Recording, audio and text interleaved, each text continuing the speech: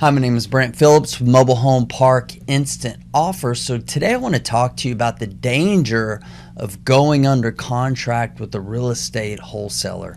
So if you're not familiar with the term wholesaling, what that means is that this individual will tie up a property, and I say tie up a property, they'll tie up a property under contract, meaning they'll get it under contract.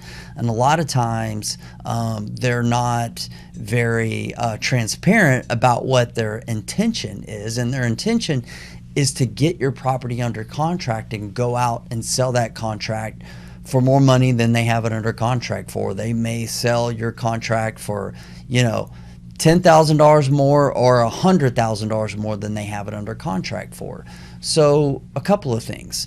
So number one, there's nothing illegal about this act of selling a contract in most states. There are actually some states that have outlawed wholesaling properties. For example, Illinois comes to mind. There's a lot of other states that are in the process of outlawing wholesaling. Why is that? Because a lot of times these wholesalers, after they get the property under contract, they do not have the ability to purchase the property. They don't have the capital. They don't have the wherewithal to raise the capital to acquire your property.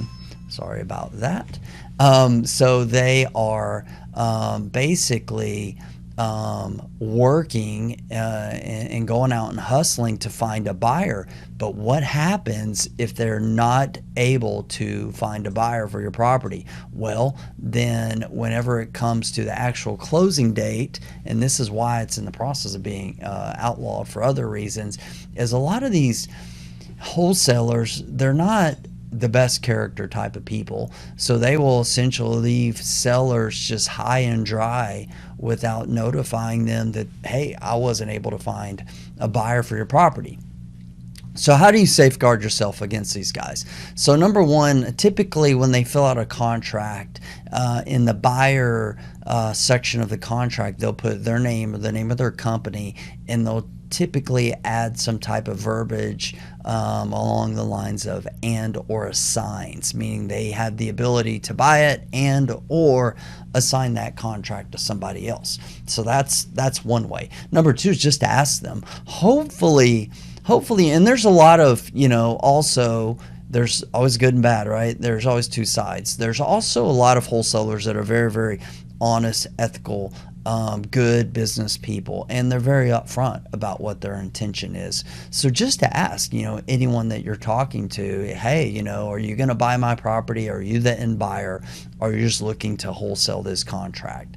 Because, if they're giving you the price that you're happy with, there's nothing wrong with that, as long as they have the ability to do what it is that they've said they are going to do.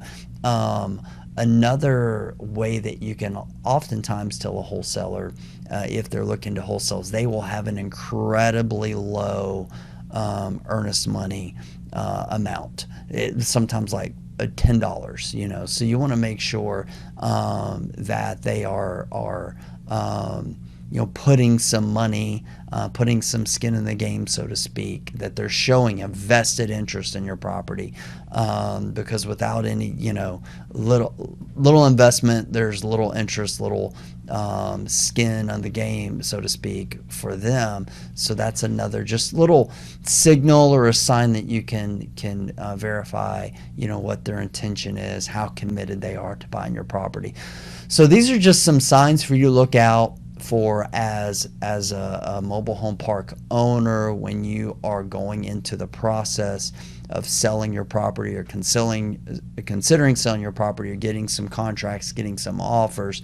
So make sure that you understand what that process of wholesaling looks like and how to safeguard yourself from some of the pitfalls. So once again, my name is Brent Phillips, Mobile Home Park Instant Offer. I hope you found this video informational in regards to potentially selling your mobile home park. I'm a mobile home park owner. I own a lot of parks and always talking to sellers and just kind of helping them through questions that they have.